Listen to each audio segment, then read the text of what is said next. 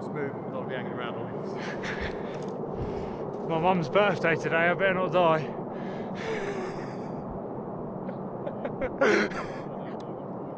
Look at that sun.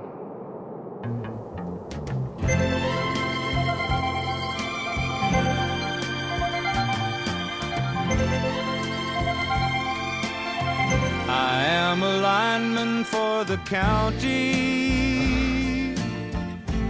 and I drive the main road.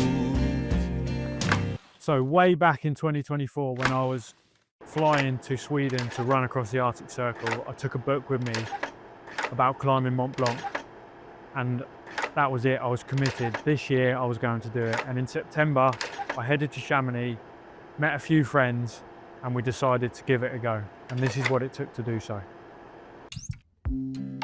Day one, we headed from our campsite at Les Bossons on the train all the way into Saint-Gervais-la-Fayette.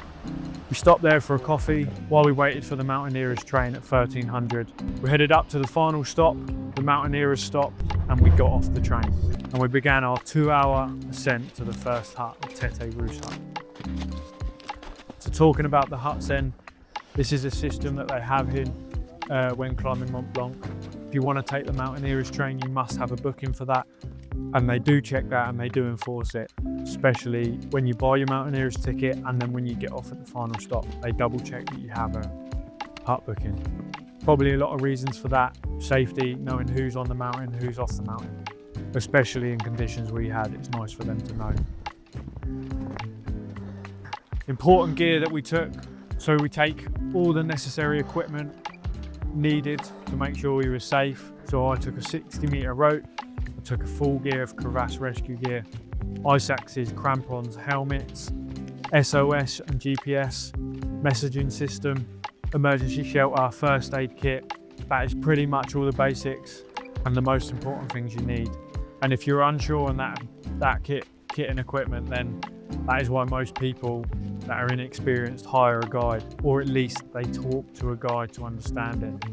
Yes, climbing Mont Blanc is most of a hike, but if you end up in conditions like we did, you need a little bit more knowledge and you need much more experience. You need to know how to get yourself out the shit if needed. I'm not trying to scare anyone off from doing it without a guide, because it's more than possible, but there is potential, if you're inexperienced, to get yourself in some real trouble.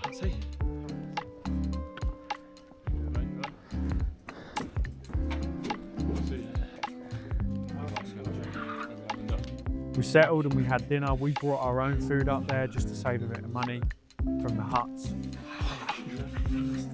That evening I chatted to the guide that was up there with his climb, because I knew that the weather was coming in on day 2. At around 1800 the snow was due to come again. Chatting with the guide, decided that tomorrow morning we were going to leave at 6 and work together to break trail. So we settled down for the evening, headed to our beds, tried to get the best sleep we can with thumping headaches based from the altitude and dehydration. Day 2 then.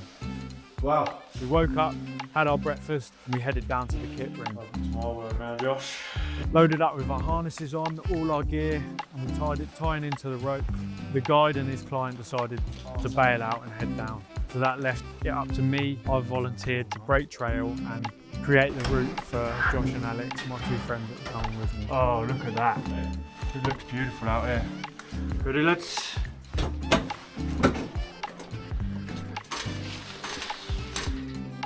As you're above the clouds. Beautiful, isn't it? Yeah, no.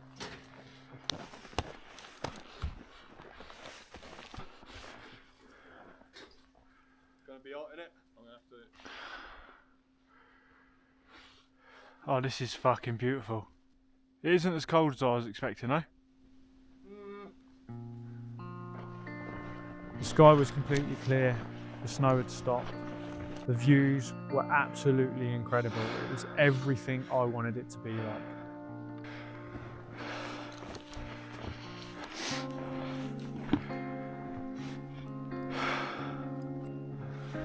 It seems close, doesn't it? It does.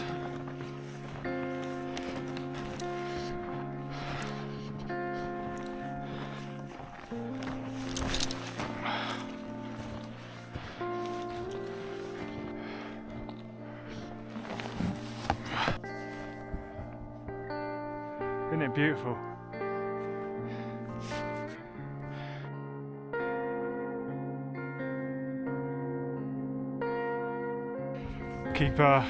Stay vigilant. I was breaking trail all the way through to the couloir, which is quite a notorious part on this normal route, known for its rockfall. Fortunately enough, this was definitely frozen, full of snow, and it was about 4 to 5 feet deep. Oh, I can see a yellow dot on a rock. We're going the right way. I made the trail across the couloir and we headed up to the cabled but rocky scramble to the Guta hut, which is hut number 2, which is where we were due to stay that night and the night after. Before leaving, we agreed that today is probably our best chance to summit, so we were going to go for it today. Let me pull that rope up, Josh. Just pull this rope up. Unfortunately, because of yesterday's snowfall, the route was really tough and challenging. Took a lot more out of us, a lot more energy than we'd ever have thought it would, and it was slow going. Look at that glacier.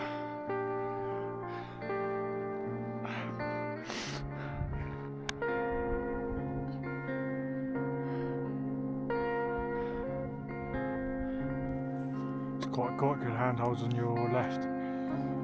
Quite good holds on the left. Brush the snow off. Yeah.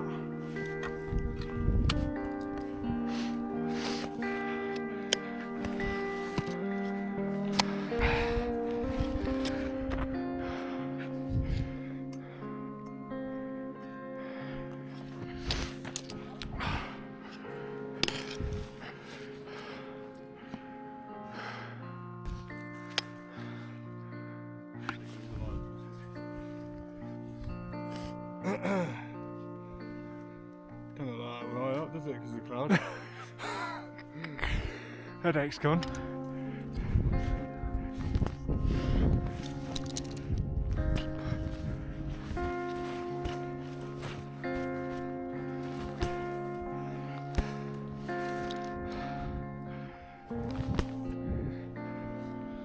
Wanna go up higher?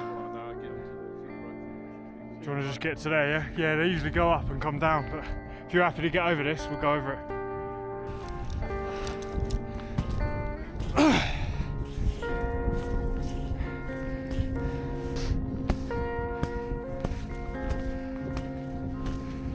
Oh, it's just powder. Yeah.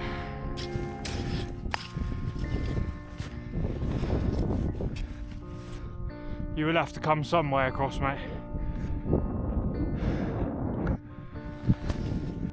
I reckon once I'm over this bit of snow here, we're good. It's just there.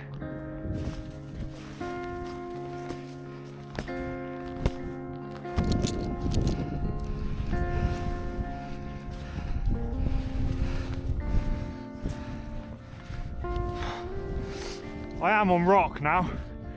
Yeah.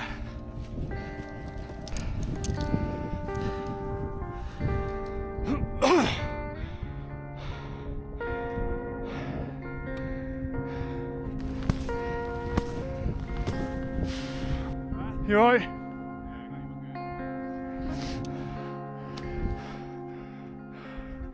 Done. Done. Fucking hell. Got a cold leg now though.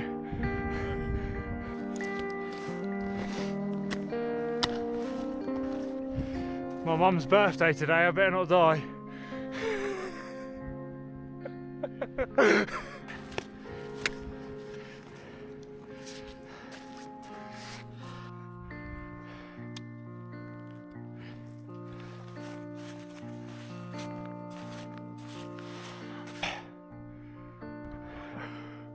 Look at that sun.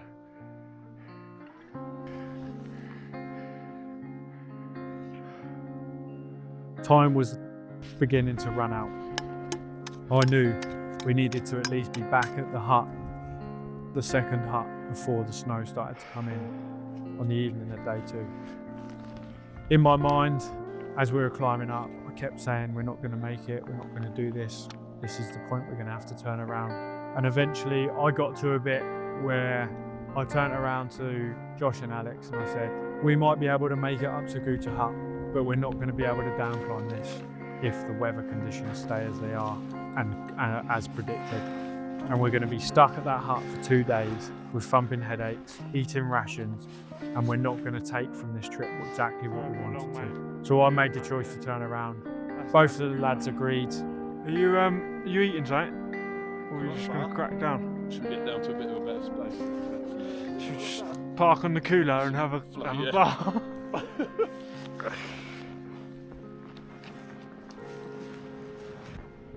So I think we got 4 o'clock, I reckon, is the train. You reckon we'll get that? We'll get to the train. 4 o'clock is the train, yeah.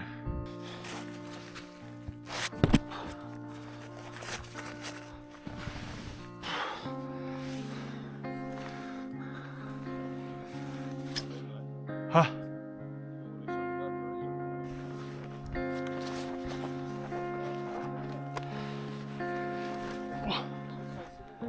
Hey? Best facing in, isn't it? Yeah, when it's steep and dodgy, yeah.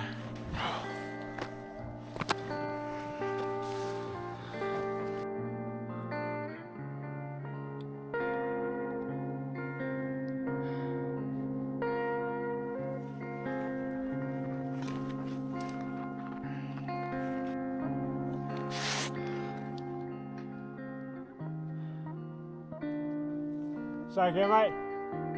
Huh? Yeah.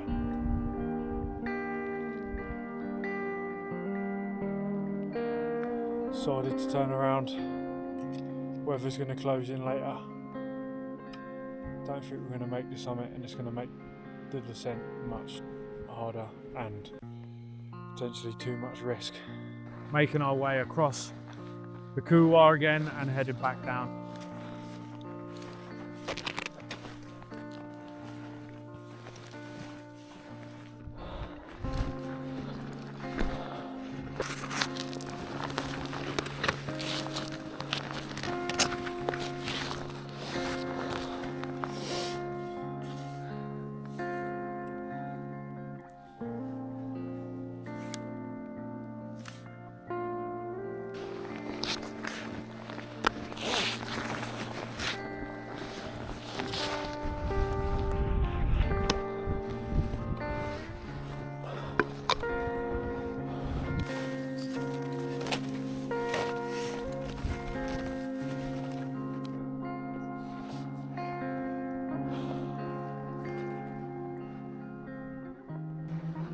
Wait.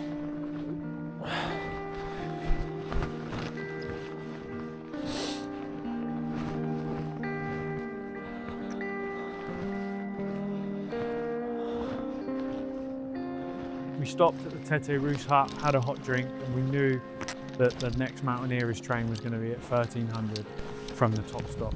So we decided we'd race it down and make that train.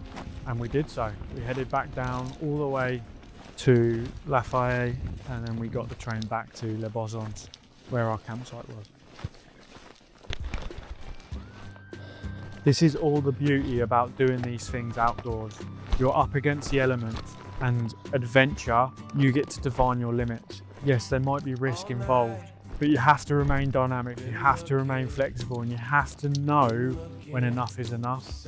The mountain is always going to be there, and I'm always going to get the opportunity to go again. What matters more importantly for me is the experience. It's not the pinnacle of reaching the summit. That's great. We see that on social media all the time. Everybody's celebrating that they made the summit.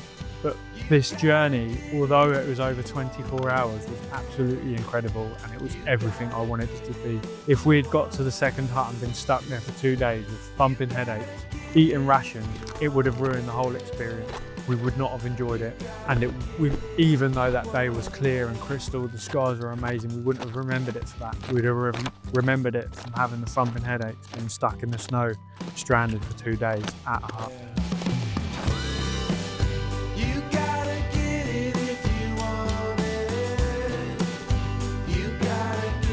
Overall, Mont Blanc was a fucking fantastic experience. It was everything I wanted it to be. The clear skies, the snow, the cold, the peaks peeking through the clouded version we had.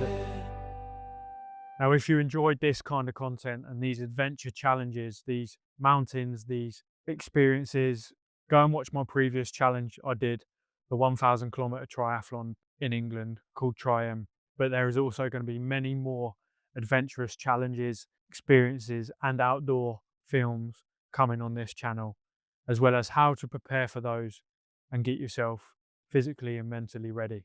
Please go and subscribe, like this video, comment, ask questions. If you want to get involved or join me on some, head to limitlessproject.co.uk. I'll put that in the notes below.